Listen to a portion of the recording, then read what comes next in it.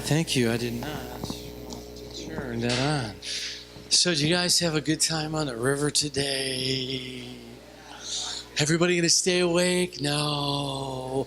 I remember a few years ago, maybe the first time I spoke at this back to school deal. The room was pretty full. This is a good group. The room was, I think, it was more of us. We're all standing singing a song. I don't know who was here. I have some bunch of you here, and somebody passed out. Do you remember that? It was just like, whoa, right over there, and it freaked me out. It was just kind of shook my emotions. Do you remember that? Who was that? Yeah, boy, he went down. Yeah, is it really? Were you here? Yeah. That was pretty freaky and frightening. Just a matter of dehydration. So when I was a senior in high school, they would do these deals where they voted people the best, the most likely to succeed, or the most likely not to succeed, or the best looking, or just kidding. And then there was the best, the most attractive young lady, and all of that, the best athlete. And I was voted one or two of those, not of those, but I was voted one or two or three of those. One was the best male vocalist in the school. I was in a rock band, sang a whole bunch, and I was voted the best male vocalist. So that was pretty cool. That was kind of a nice legacy. People look at the yearbook and they go, ooh, there's Chuck. It stirs their emotions. He was a good vocalist, and they remember me, and that was kind of a fun thing. I was also voted, I could sing for you now if you'd like. The Phantom of the Opera is there. That's more like the Lion and the Wizard of Oz. But or the song, how does it go again? Sinking in the toilet. Sinking in the toilet, right? Yeah, not singing in the bathroom, sinking in the toilet. Yeah, exactly. So I was also voted the number one, or whatever it would be called, the number one procrastinator. You know what it means to procrastinate? So what does it mean to procrastinate? Somebody shout it out. What does it mean to procrastinate? Don't put it off now. Shout it out. Come on, don't put it off. Don't put it off. Shout it out. So I was voted the guy that just said, I'll get to it tomorrow, mañana, right? Tomorrow. Tomorrow is another day, right? So I was voted best male singer in the school. I was in that rock band, and girls love rock singers and guys in the band, especially when they have nice long hair. Mine went away. God took it. I still love him and all of that, even though he took my hair. And then procrastinator. I was also voted the biggest prevaricator. Provocator. What does that mean? But you know what that is? Provocations? What does that mean to be someone says, that's a provocation? What does that mean? It's not constipation. Provocation. Although provocation could create constipation in your life. What does it mean to be a person who is one that provocates? What does that mean? Anybody know? Well, no, it's to be a liar, right? So So I was voted a liar. I was voted one that put everything off till tomorrow next day, and also the best male singer in the school, talking about my girl. So, and I was also voted the biggest doofus in the school. That was not a category, but I was. When you lose the last football game of your senior year, and I did it. I lost the game, so we did not go to the Chicago Public League's playoff. I was voted like the doofus of the school. So when I think about all of that, it stirs my emotions. I'm sure when people go back and check out our yearbook from years gone by, it stirs their emotions. Some guy somewhere probably says, I hate that guy Beckler. He ruined it for me playing football. Even maybe cost guys opportunities to go and play college football because we would have gone to the playoffs if we would have won that game. So our emotions are involved in all kinds of situations, school, in our lives. How did I impact my school with my emotions? Well, after that last football game, I got emotionally disturbed, really angry at myself. I went out and got so drunk that night, even though I claimed to be a Christian, got so drunk, I got alcohol poisoning and almost killed myself because my emotions got out of control. So how did I impact my school? My senior year, what legacy did I leave? What did I leave behind? And when students, people who look back in the past, when they think of me, what do they think of? But really, how did I impact my world that I was involved in?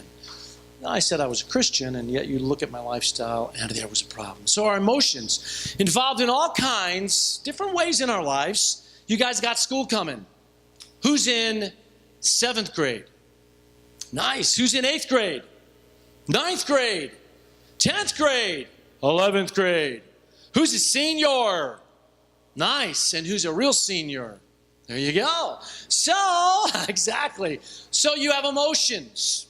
I have emotions. You're going back to school. I'm not.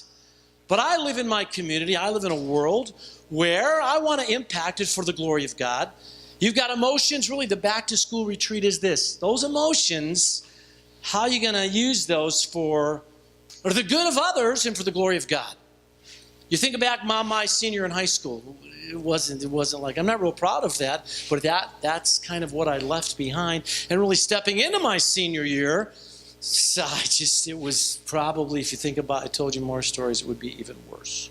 So how many emotions are there? Do you remember how many? Is it 4 or is it 6? Can you name all 6 of those emotions? Anybody can name all 6. Can the girls do it? Just the ladies. All of the 6 emotions. Ladies, here we go. Ready? Go!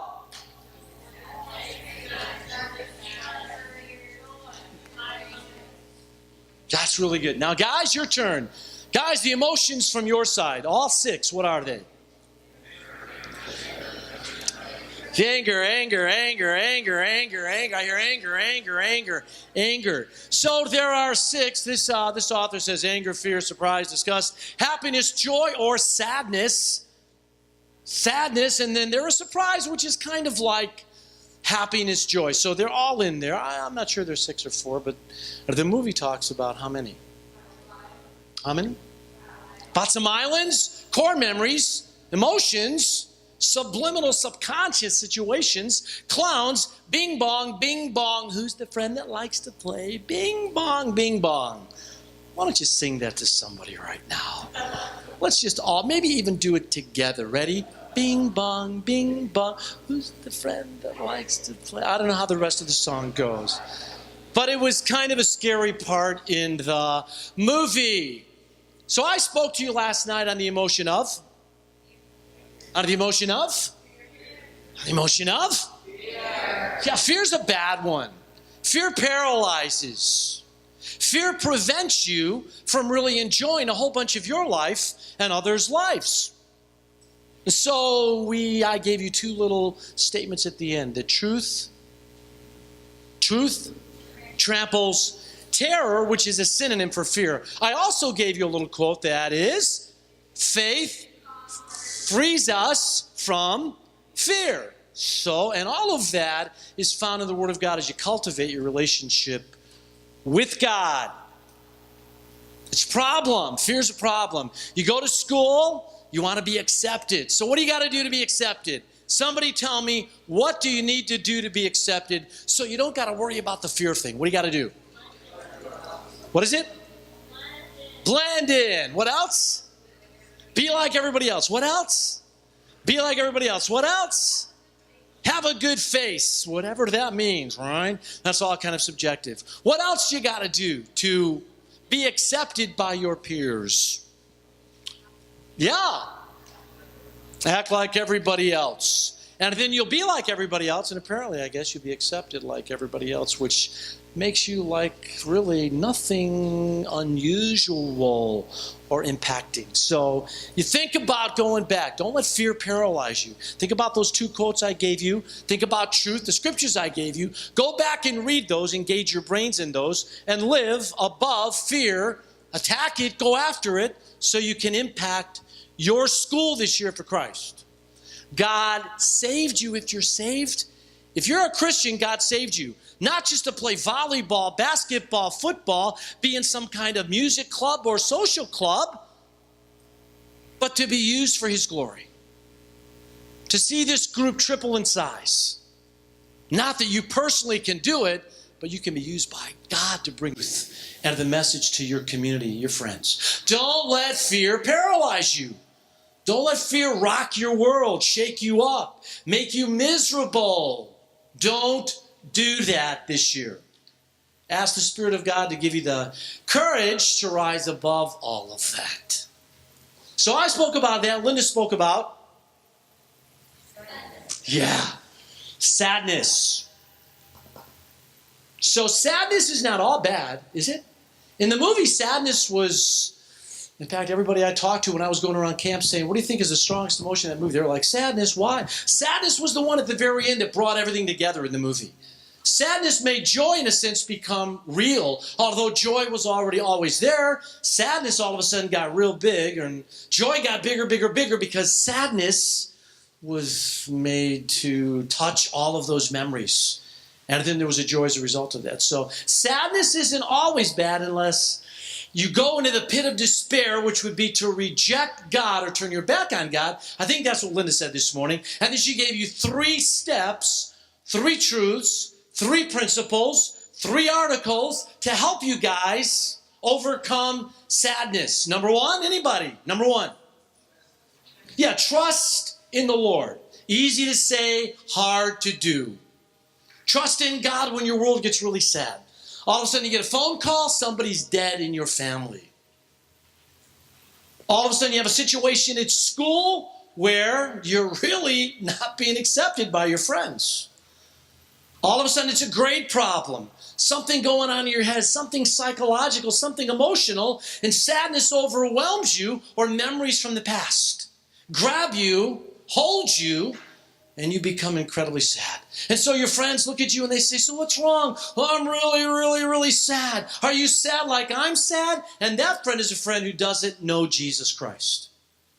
Do you have the same kind of sadness as they do? The Bible says as believers we should never have the same kind of sadness that a non-believer has. Never, ever, ever, ever, ever. Doesn't mean we don't have sadness, but our hope is in Christ. That's why one of the reasons I love the song, my hope is built on nothing less than Jesus' blood and righteousness. I dare not trust the sweetest flame, but wholly lean on Jesus' name. So trust in Him. Number 2, what'd she say to you?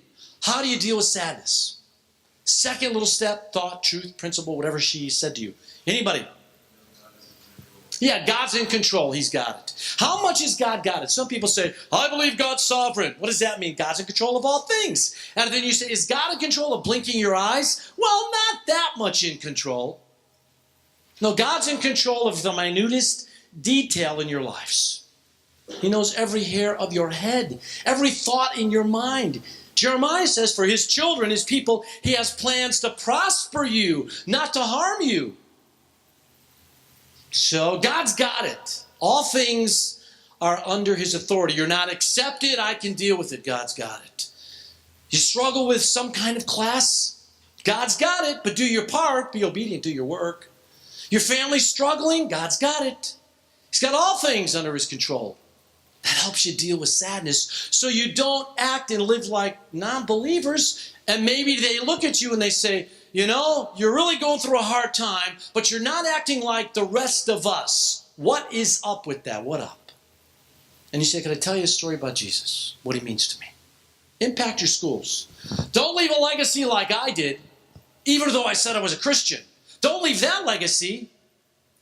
But we want to be one who's not paralyzed by fear. Come on, really. I mean, it's like I was telling our grandson last week. I said, come on, dude, we're playing wheelchair basketball because he's in a wheelchair, and somebody grabbed him and scraped him some blood. And I said, hey, buddy, man up. It's a part of life. Don't act like, come on, man up. So let's man up with our faith. Or woman up with our faith, whatever you want to say. So she gave you one more. Number 3, what was it? Take time to worship. What does worship do? Does that mean I go to church on Sunday? I go to church on Sunday. I sit in the chair. I sit in the pew. If you have pews, probably not. But I sit there and I worship God. I give Him adoration. What does that do corporately for you in the area of sadness? Well, worship, adoration brings you in direct contact with the Godhead. In direct contact with the Godhead, I promise you this, it's going to heal up some stuff in your life.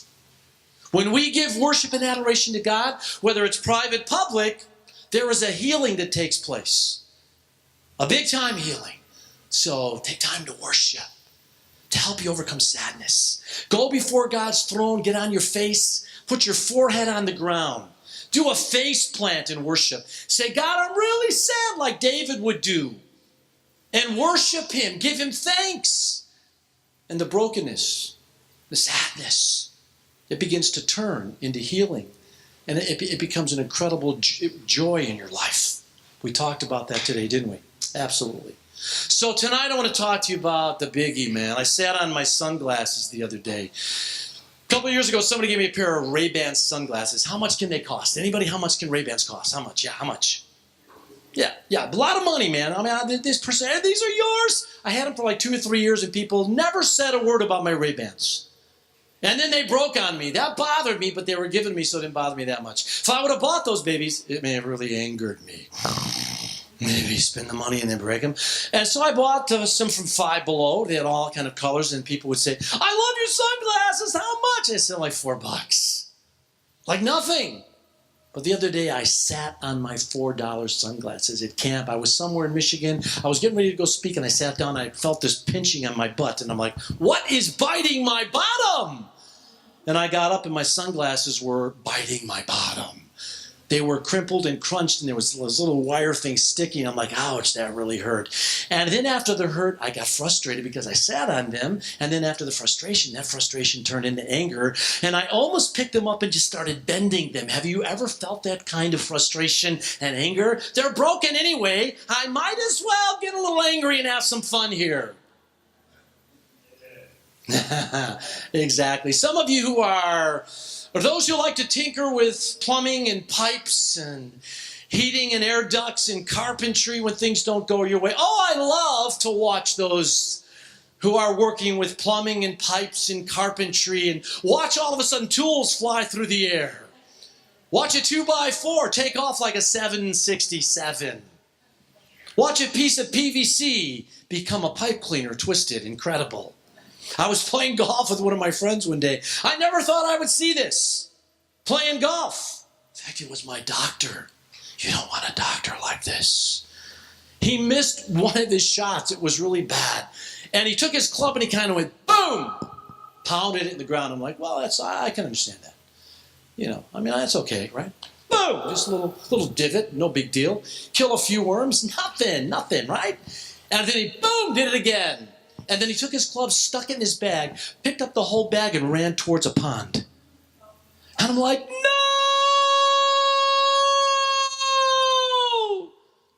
And he did.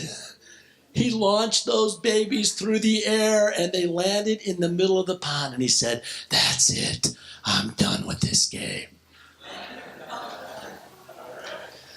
So, you know, I'm thinking that's a few $100 or something thrown in the water. I almost wanted to wait till he left the course and go in there and get those babies and then come back and resell them.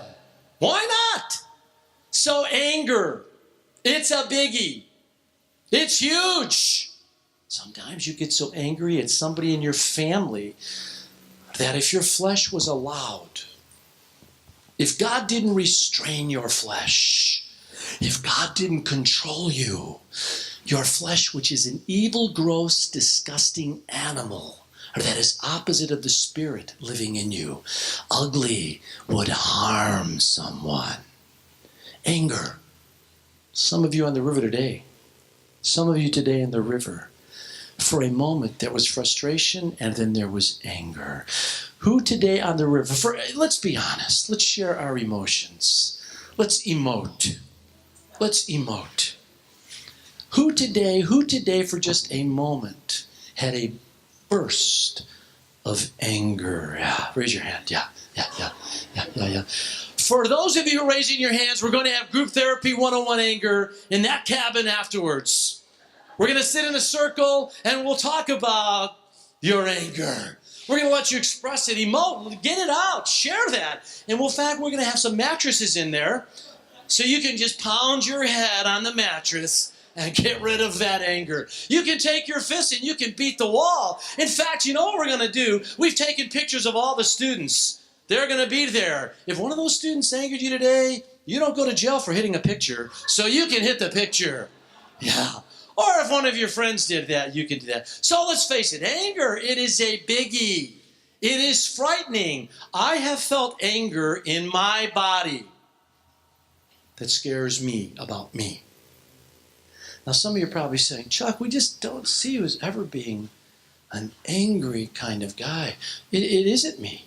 It's the sin that lives in me, Romans says. Oh, I'm the nicest guy. I'm incredible. In Christ, I'm incredible. I'm the most lovable, cuddable youth speaker you'd ever want to meet. As a husband, incredible. I serve my wife with every good thing I can do. As a father, as a grandpa, as a papa, I'm incredible. I love, I care, I serve. It's all there. It's good, good, good, good, good. But then all of a sudden, that flesh comes out of nowhere.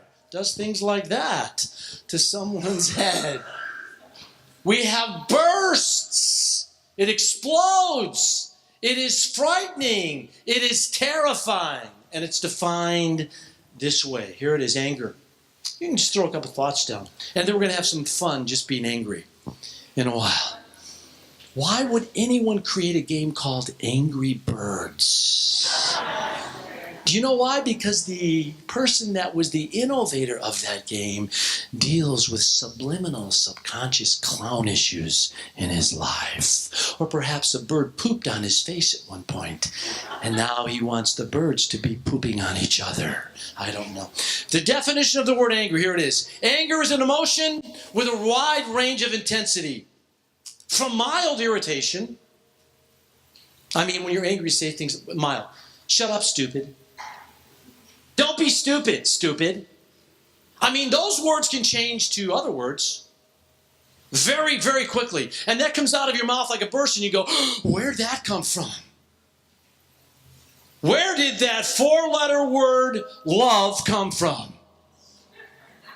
It just drives me crazy that when I get angry, I say things like, you love you. So anger, little mild irritations that all of a sudden become rage. You ever seen anybody in rage? Now, let's not confess, but I guarantee you, however you define rage subjectively, and it's very subjective, I promise you somebody in this room here has probably been in a state of rage at one point or another that has frightened somebody else. See, you don't want to go to high school this fall and say, I'm a Christian. Watch my rage. I know Jesus went into the temple. That's a whole other kind of anger. There's a righteous anger.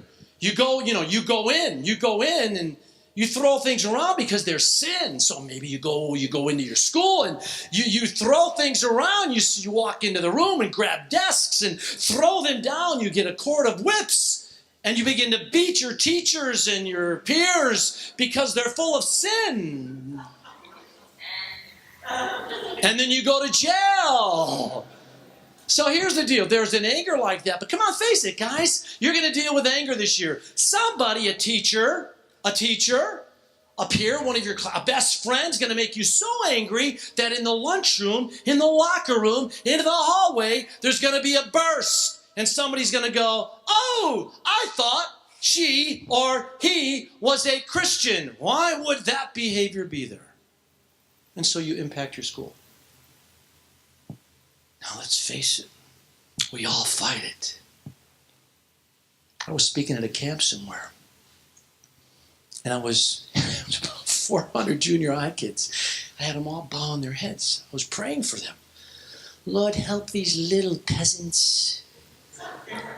Little filthy junior hires. Those words run through my head, but I say other words like, Lord, bless these little guys. But in my head, no, I don't do that. And while I was praying, it was really silent. And this junior high, 7th grade, 8th grade kid sitting right there, he ripped one of the biggest farts you'd ever hear in your life. It was dead silent. It was just like silent. And I paused. And he ripped. And then he looked up at me like, So I'm like, okay, so you got an issue. All right? I can love you for your issue. But when his buddy looked over and said, hey man, watch this, and looked at me, I got angry. So now it's hard to pray for those guys. It's hard to pray for the whole group because these two guys have frustrated me. I've allowed them to do that. And now these two are passing gas and everybody's laughing. And it ruins the whole, well, at least from my perspective, it ruins the whole evening. So that anger explodes. Comes out of nowhere. It's a strong feeling, and this is what this one author says, it is incredibly hard to control. Hard to control. Wives, you got, hey students, you got adults in here, right? I mean, a lot of us were adult people. We all struggle. Wives in this room say things to their husbands that are just flat out ungodly anger. And husbands say things to their wives. Anger is horrible. It's paralyzing, miserable, hurts people. It punishes people and punishes you. I was playing, I'll give you a couple of examples. I was playing baseball when I was a kid in the alleys of Chicago. And we didn't have, it was in the alleys. In fact, I was down there the other day. I just wanted to go see where I used to play baseball where I grew up. Because I could hit a ball wherever I wanted to hit because I played baseball in the alley and you learn how to hit the ball straight. But this kid got mad at me because I could hit better than him. I was probably third grade. He picked up the wooden baseball bat, a Louisville Slugger, and started beating me in my back to the point where I was screaming. Well, my response was not like, hey, thanks for that. My response was I saw a big bottle on the ground. I smashed the bottle, and I picked up the end of the bottle, and I threw it at his face. Anger produces anger. I still have the scar. It slit the tip of my finger off. Right there. It's throbbing right now. But you get the point? It's spontaneous. After it's over, you stop and you go, why did I do that? Where did that come from? It's destructive. It punishes the victim and it punishes the one who dishes out the anger. Happens in homes. You don't want it happening in your school this year. I can remember playing baseball another time. It was a big, big game. You would have loved this age. It was a big, big game in Chicago. And it was for like championship stuff. And I was taking pitches because this guy couldn't hit the strike zone. And it was a 3-2 count. And I knew he was not going to hit it. And the guy missed the zone. But the umpire called me out on a strike, third call. My anger exploded. I've never done anything like this before. I turned and took my bat. And I threw it at the head of the umpire. So the point is this. You're dealing with a guy who is a Christian. You're dealing with a guy, and I was saved at that. You're dealing with a guy like you who has this anger, this monster that lives in us, that explodes out of us at any given moment and can devastate families, friendships, and leave it so you just cannot impact your school. And you want to impact your school. I want you to impact your school. I love all you guys. I love coming down, hanging out with you guys, doing stuff and doing ministry. But I know that your leaders and you are thinking about how do we really go back and how do we do this? How do we come above anger? One author said this, anger is an acid that can do more harm to the vessel in which it is stored than to anything on which or anyone on which it is poured. It does more harm to you. It's an acid. It eats away inside of you. It builds and builds and builds and builds and builds. You saw it in the movie. There's the little face. I don't want that guy living inside of me too long. I want to try to get rid of that guy. I want to do something about that guy. And so, how do we do it? Let me ask you a question. And let's do this. Let's have some fun, in a sense. Kind of fun. Let's do this. Let me ask the question, and let me hear from you. Think about it, what really makes you angry? What makes you angry? What makes you snap? When somebody cuts me off when I'm driving, that makes me angry because I don't want to run into the back of their car. So what makes you angry? Who's willing to offer and say, this is what really makes me angry? What really, out of all sincerity now, what really makes you angry? Annoying people. Annoying people. So what would be an annoying person to you besides me? When they copy me, or when they just follow me around, or when they like repeat things over and over again when I'm trying to talk to someone else and they just like interrupt me. So there you go. People who do that to you make you really angry. What do you want to do to them? Punch them in the face. Punch them in the face. So I know you don't, but you know the problem is anger just, there it is. So you're walking down your hallway at school like in October, and somebody starts annoying you and following you and copying you. They're in danger of a punch in the face. I mean, the problem is now listen, here's why I'm doing this. It is there. It's there, and something snaps, and the trigger's pulled. We've got to say, God, we want to go back to our schools. You want to fight that because you want to impact your friends with the love of Christ, not a punch in the face out of anger. But it's good that you realize what that is. So who else? Who else? This is, well, okay, back here. I don't know about you, man. What really makes you angry besides me? When people underestimate me. Oh, look at that. Here we go. That's a good one. When people underestimate me. So give me an example of that. They call me too short. Okay. When people call her too short. So when somebody, really, now this is sincere. When somebody makes fun of you and somebody calls you too short and maybe even pulls your pigtail, what could happen? I can kick them. She could kick them. So here we go. We got a bunch of us going back to school this year. Somebody calls you too short. Somebody annoys you. We got to punch. We got to kick. We got an all-out war at the school. But you're being honest about it. You're saying anger's a problem. Anger's a biggie. Let me sneak around. I don't want to make anybody angry here. Let me sneak around, babe. You're okay, here we go. What makes you angry? People who talk nonstop. People who what? Who talk nonstop. People who talk nonstop. Like give me an example besides me. There's like people at my school who talk nonstop. So you're walking in your hallway, and people talk in the hallway. The whole hallway talks. Everybody's talking. So you're walking down the hallway, going to your next class. The whole time you're angry because they're all talking nonstop. What could that make you do? Body slam somebody. So we've got punching, kicking, body slamming.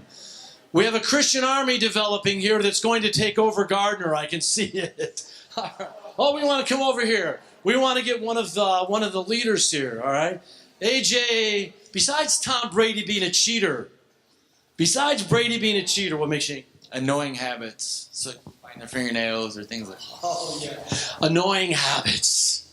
So you want to impact people, but you're eating lunch at your lunch table cafeteria, and while you're eating your sandwich or whatever it is, somebody across the table. What do you want to do to them? Punch them in the face. Punch them in the face. All right. So, let's face it. All of us, it's kind of funny, but it's kind of scary. All of us are, it just amazes me how many of us want to confess our anger issues. So, here we go. Angry about? Whenever someone touches me too much. Okay. What? So you're the kind of person that goes, oh, I know that makes him angry. I'm just going to do it. What do you do to people like that? RKO them. RKO them. Do they disappear? Does that mean they disappear? You grab their neck and then... Oh, you grab their neck and you flip them over onto their backs. Okay, so I'm not touching you at all. And so you probably don't like it when people grab you and throw you over their exact. So what makes you angry besides people making fun of silly songs like "Shake It Off"? Look at she can't. She's done. She's through. She's going to laugh until she cries. Okay, here we go. Focus. I don't like it when people don't think. If they just act. I'm the same way. When people don't think, you know what I want to do to them? Tell me. Punch them in the face. Punch them in the face. I'm concerned for this group. We're going to have a lot of prayer tonight, right in this room. Oh God, This group of students wants to go to school, defeat their anger, and not body slam and punch and kick and destroy the pagans. Here we go. Okay, here we go. Over here. It's almost getting to be fun sharing our anger. Something is really wrong with our emotions. I don't know what's wrong. No. Cocky people. Oh, cocky. Who's got a problem with cocky people? So here we go. So what do you when somebody's really cocky, what do you want to do? I just don't talk to them. Oh, there you go. Now that's the first non-physical expression. Here we go. Give me your eyes. Come on back. Give me your eyes. That's the first non-physical. So they're cocky. You just say, I'm disgusted with you. So then you get a disgust problem going. No. They deserve your disgust because they're cocky. So, okay. All right, good. I understand that, though. Here we go. Oh, I could be afraid of you, man. Hey, man, you gotta, hey, I'm talking to you. You talking to me? Hi. Tailgaters. They make me so mad. You mean people who follow you ride your butt? Oh. Do you know what I call? Here? Tailgaters make me really angry. You know what I call tailgaters? Listen, this could be a bumper sticker. I call them butt sniffers. Yeah, I do. I mean, the tailgate of my car is my rear end. We call it our rear end, right? That's the rear end of my car, or it's the butt of the car. When somebody's like right there, I'm like, hey, quit sniffing my butt. Get away from me. That's better than shooting out the windshield. So what do you want to do to them? Shoot out the windshield? No. Maybe not that, but I'll slow down to where they'll try and pass me, and then I'll just speed up. Oh. So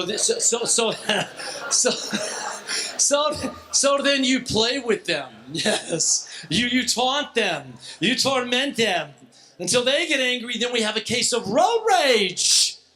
I saw that on the Kennedy in Chicago. I had two guys doing that. Finally, they pulled over. This is true. They took out baseball bats. They didn't hit each other. They just began to smash each other's car to pieces. I pulled over just to watch it. I thought, this is awesome, man. Look at this. I just watched it going, do it. Get it out. Get it out. I mean, come on, Jerry. Somebody messes with your bus. Huh? Oh, you got lasers that come out of the front of those lights, right? You vaporize the car. You cut my kids off, boom, they're gone, right? Everybody wants to share some anger. All right, so who you angry with, your mother or your father? Both of them. How could you be angry with a father or mother like this? They're the best mom and daddy in the world. There we go. When people bully other kids. Who's been bullied in this room? Who's ever been bullied? Yeah, ever. Who's ever been bullied? You know what? I mean, that's one of the most. That's a big book, right? There are all kinds of books now on bullying. When I was, I was bullied a lot. Which, listen, I was bullied a lot. I was also bullied, as much as I loved my father, as my father was growing in Christ and I was a little boy. My father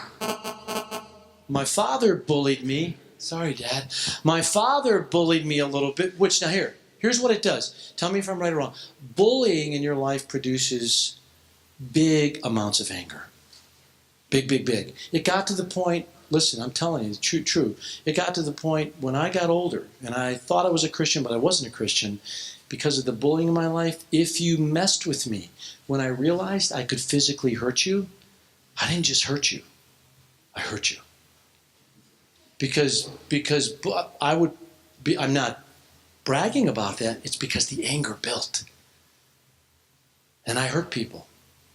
And I said, even at that point, I was a Christian. So, well, enough of the sharing. No, I know we could go on about anger. But the point is this, you guys. All of us have anger. Everybody in this room. We struggle with ungodly anger. We want to have godly anger, but we struggle with it. It's a problem. One of my neighbors, the guy had Linda would tell you, the guy had an incredible anger problem.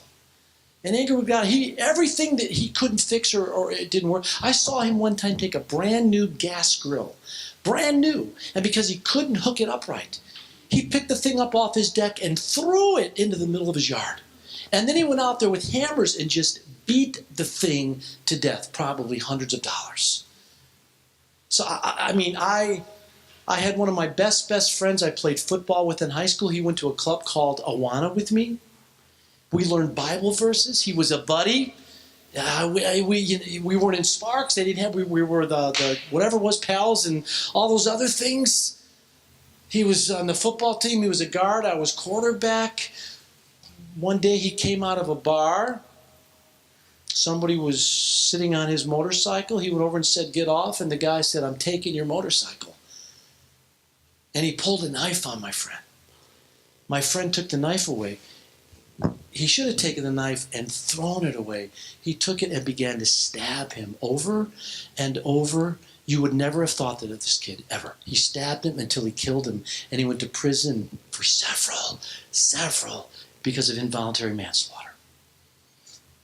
I was a youth pastor at a church where one of the deacons, good guy. Guy was in the Navy, came out of the Navy, served our country, loved God, loved the church, loved his family. On a weekend, he snapped. He finally called the police and said, "I've just beat my wife to death with a baseball bat." He said he kind of came to. He said he didn't even realize that he had done it. Because that's anger.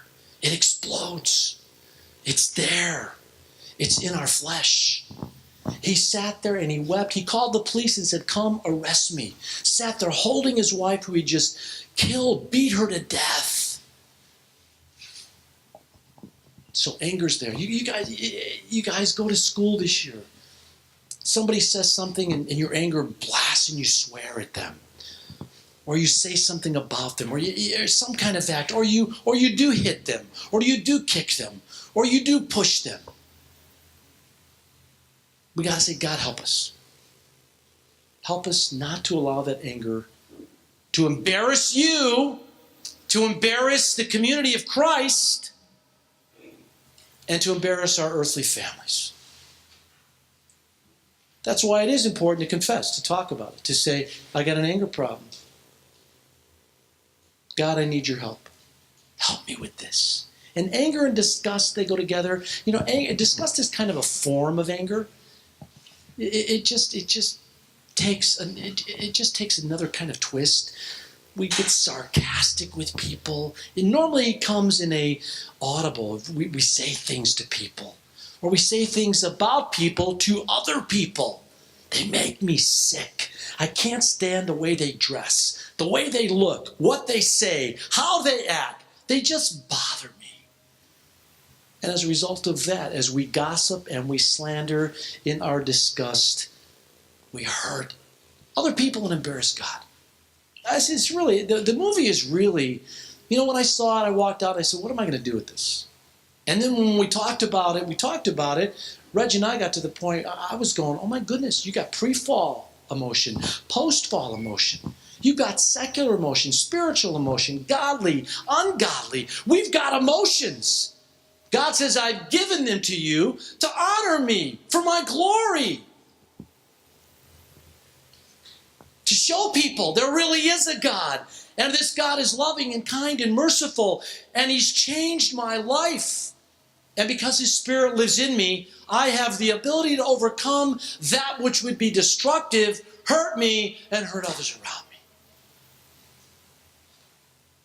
Some of you in this room, even as students, you've seen your parents get angry with one another, and it frightens you.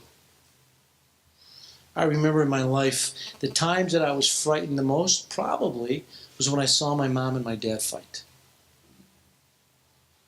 I mean, it really horrified me. Here are two people that they said they were Christians, and they were, and yet they would fight and they would argue and sometimes say things to one another that as a little boy, I didn't understand. Where was this coming from? So anger is powerful. How do we defeat it? Thomas Jefferson said, it's an old saying, before you hit somebody, slap somebody, break somebody, throw them over your shoulder, discuss, He said, count to 10 and then do it. No. He said, no, if 10 doesn't work, then count to 100. But what do? It's what we just did. Number one, here, you can write this down. I'm going to give you a bunch of verses again. And we're going to look at maybe 2 real quick here.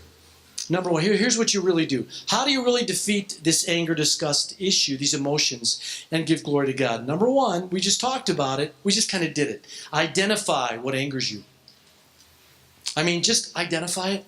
What sets you off? Some of you, so number one, how do you do this? What angers you?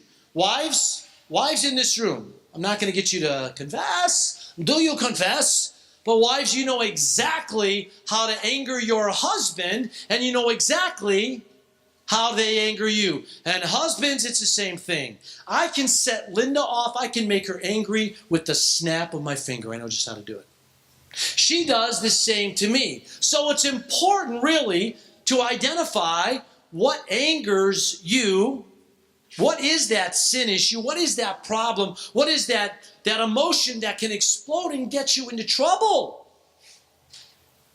If I want to make Linda angry, you know what I do? When she's talking, I just cut her off right in the middle of her sentence and talk over her.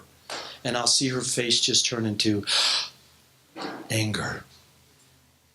When I basically answer the question before she's asked it, that'll make her angry. So I know how to do it, and she knows how to do it. We need to identify those issues and then say, okay, God, I've got this issue. I need help with this. And you got to remember, anger produces anger. It just does. That anger mates with the other anger, and then you have an anger child that looks something like that other picture, and it explodes. And creates more anger, and then before you know it, you go to a high school or a junior high or a middle school, I don't think in this room, but you go and you've got a school that is boiling and fomenting with anger. Because anger makes babies. It mates. And so therefore everybody's ready to snap. The teachers are ready to snap. The students are ready to snap. And your job is to go to school this year and say, not going to happen by the grace of God. I'm going to be somebody who helps break down that anger problem in my life by God's grace and in the lives of others. It's going to make a difference in your school. It's going to make a difference in your community. This anger issue really scares me. So we've already kind of went through this and we've identified. Here's what I want you to do when you go back to your cabins. I want you to talk about the anger. Some of you have identified already, this is what makes me angry. But some of you have not had a chance to do that. When you go back, I want you to talk about it. Hey, I didn't get a chance to say this, but this is what makes me angry. Could I talk about that? Is there a remedy for this? What can I do about this? I'll give you one quick little thought. Avoid what makes you angry. Avoid it. So you're saying, well, what are you saying, Chuck? Don't ever go to school? No. I'm saying avoid situations that would incite you to become angry. I've learned to do that throughout the years. If I'm going to run into somebody and I think that person can, incite my flesh, and I'm just going, this is not the time, shoom, I'll walk away. I just avoid them. There are other times I see them come and I'm like, oh God, you got to help me. I don't want to avoid all the time. I want to be able to help that person and work through my anger. Help me. Sometimes I'm like, oh, okay, I'm halfway there. And then I go, no, I'm not ready yet. And I got to walk away again. I got to avoid. Somebody look up Romans 13, verse 14, would you? I think this helps us. Romans 13, verse 14. Somebody look it up for us and you can read this. Romans 13, verse 14. Whoever has it, I'm ready for you to just go ahead and read it if you have it. Romans 13 and verse 14. Somebody's got it already. I can tell. Don't make me angry by not reading it. Romans 13, verse 14. Marianne, you've got it. Nice and loud.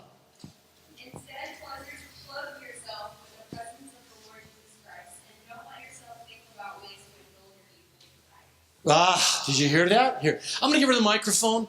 I really like that translation, whatever it is. not ESV, but we'll accept it at this point. Here we go. Here, listen to this, all right? Take the mic. You know how to use these, right? Okay. Listen carefully now. This is going to help you guys. You identify your anger, what makes you angry, and then you avoid it. Now listen to this text. Instead, clothe yourself with the presence of the Lord Jesus Christ, and don't let yourself think about ways to indulge your evil desires. So, here we go. It's a great text. Who wants to be the living commentary and explain that text for us? In your words, what did you hear? What did you hear? What did you hear? It's really good to help you overcome this anger, make a difference in your school. I said avoid. The verse explains really good. Somebody give us a commentary. What did you hear from that text? To help you impact your school. Come on. What did you hear? What did you hear? Come on. You guys confessed your anger. Now let's talk about how to deal with it. What'd you hear? What'd you hear from her? What? Anybody? Yeah. Who? Raise your hand so I can give you the mic. Okay, so what did you hear from that text? Here, take the mic and tell us. Be like Jesus and not the rest of the world. Okay, so maybe you get up in the morning and it says, put on the Lord Jesus. So like, okay, Jesus, like here, I need you, like right here. Here. Because there's a bunch of girls who I just want to slap silly.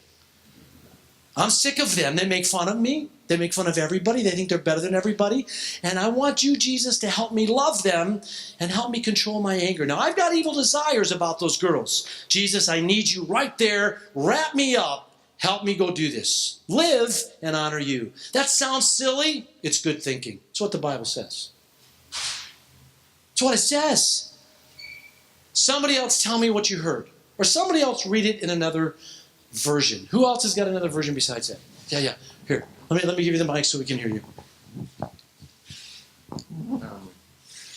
Rather clothe yourself with the Lord Jesus Christ, and do not think about how to gratify the desires of your sinful nature.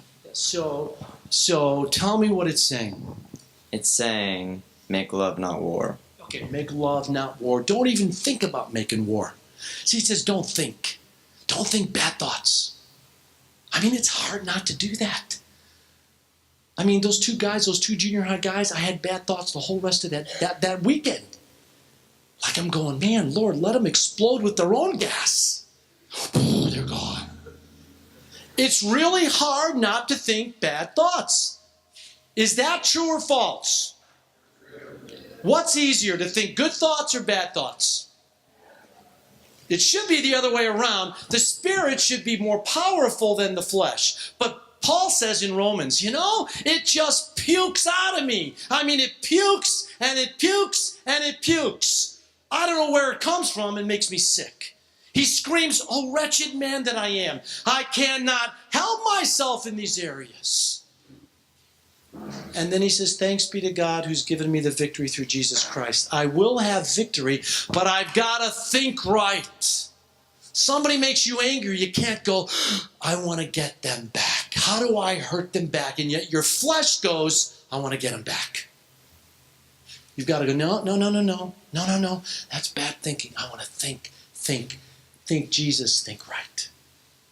I want to love them.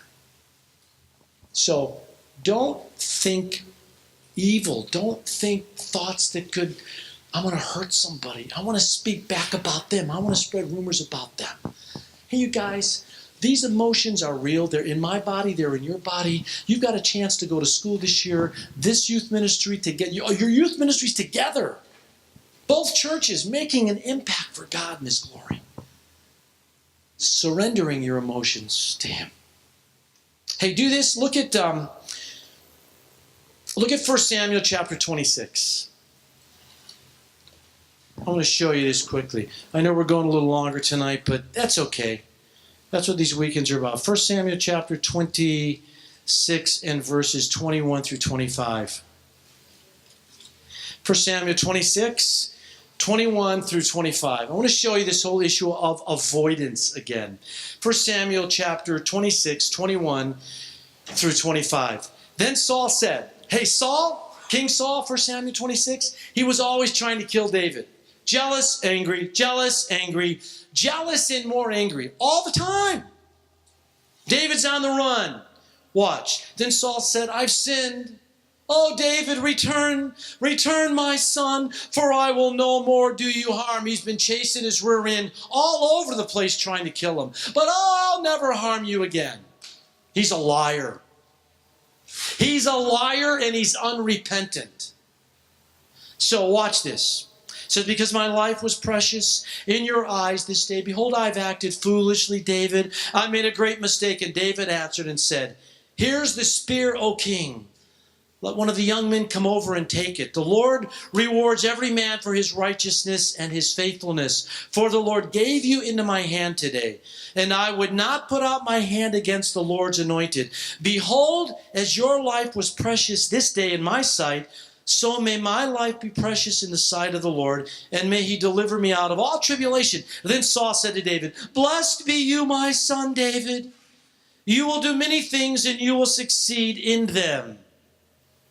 So David went his way, and Saul returned to his place. So what's the lesson about defeating anger? You avoid certain people that incite you. Here's what I think. You know why David didn't cross over and give the spear back himself? Because I've got a real good feeling that David's flesh may have said, I'm going to run this through your stinking heart and kill him right there. And we have a different story in the Bible. David was a man who did premeditated adultery and premeditated murder. David was a man of the flesh. His emotions were here, God, and down here with the flesh. But I think David understood himself. He identified his anger. He realized this is God's guy, but my flesh is strong. If I go across there and give this to him, there's every possibility, like my friend who beat his wife to death with a bat, I'll take this spear and run it through his heart over and over and over, and when I'm done, I'll say, oh, what have I done? You see, he understood. Guys, love your friends, love your enemies. Understand what makes you angry and avoid anything that would incite you. I've got to do that myself, or I'll be one of the guys that jumps out of the car with a bat and starts beating somebody's car. By the grace of God, I'm like, this guy's irritating me, and I turn and drive a whole nother way. And yet my flesh says, go back. Linda says something to me and I'm like, she's messing with me, and my flesh says, fight with her.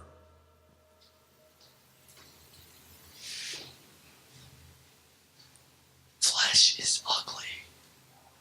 It's gross. I'm going to give you some text. When you go back tonight, I want you to talk about these. Here we go. You go back and you talk about these.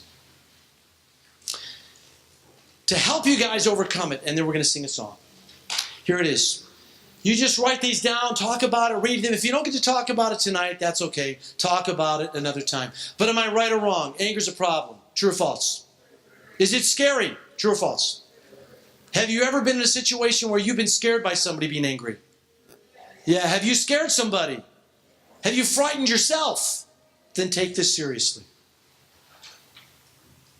Here we go. Psalm 4, verses 4 and 5. I'm going to go fast, so get them. Proverbs 14, verse 29. Proverbs 19, verse 11. Galatians 5:19. And you read on in Galatians 5:19. Just read that whole text. It's about the fruit of the Spirit. Ephesians 4:26. Ephesians 5:15 through 21.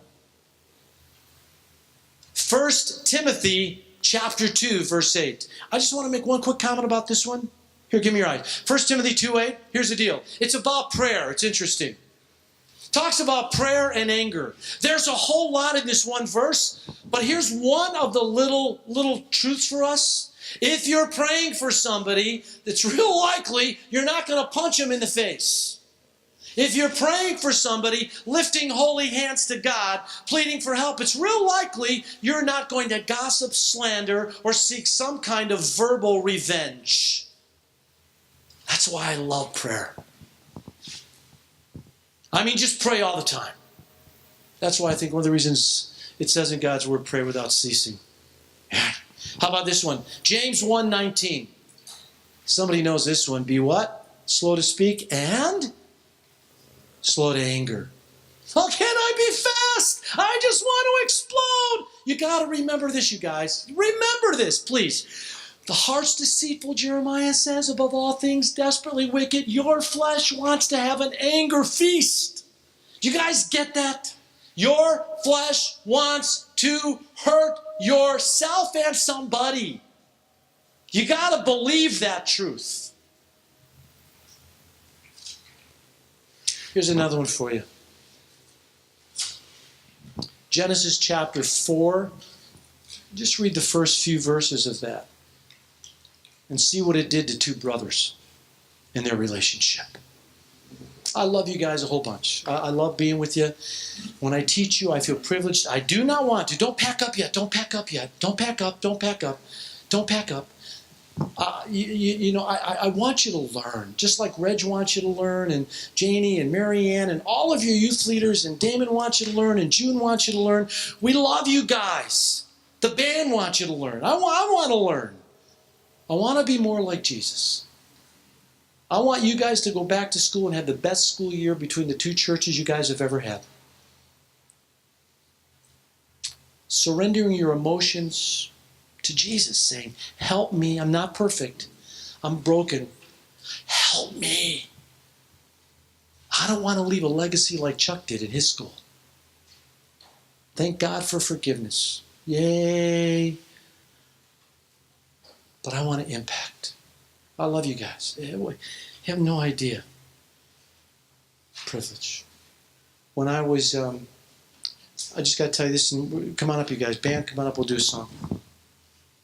Let me tell you this quick. Give me your eyes. Everybody give me your eyes. This is important. When I was probably 12 years old, I had taken my bike, I'd gone with a bunch of my buddies to this forest preserve area. And we got into a rock fight.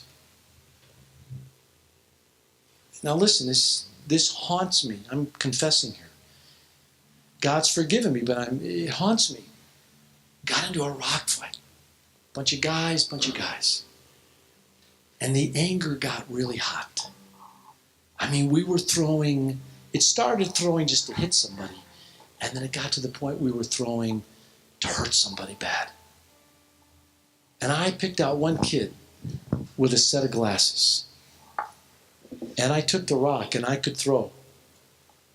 And I put it right in his eye. I jumped on my bike, and as I rode away, I heard him screaming, my eye, I'm blind. My eye. That came out of anger.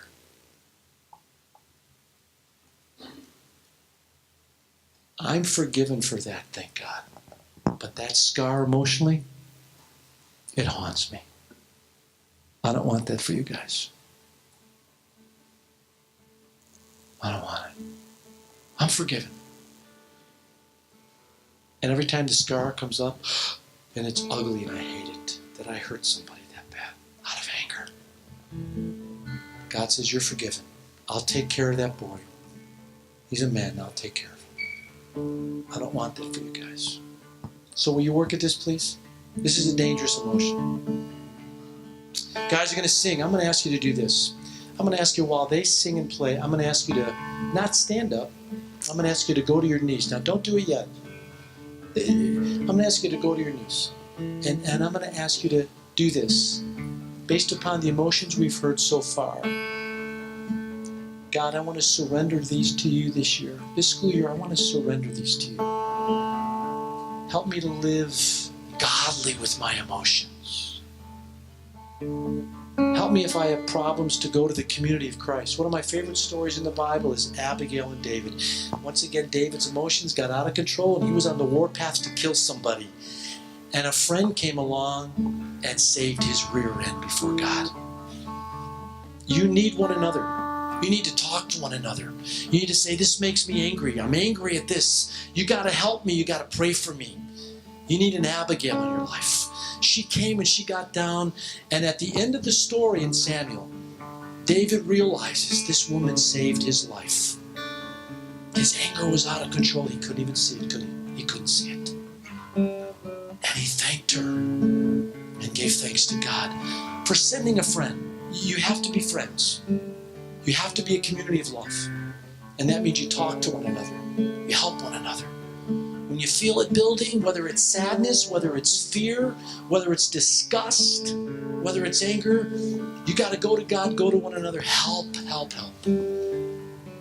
But if you're serious, I'm asking you while these guys sing, and when you're done, you can join them. Just go to your knees and say, God, I want to surrender my emotions to you. Help me this year to honor you in school and impact my school, our community. So if you want to do it, go ahead. These guys will sing, and then we'll wrap it up.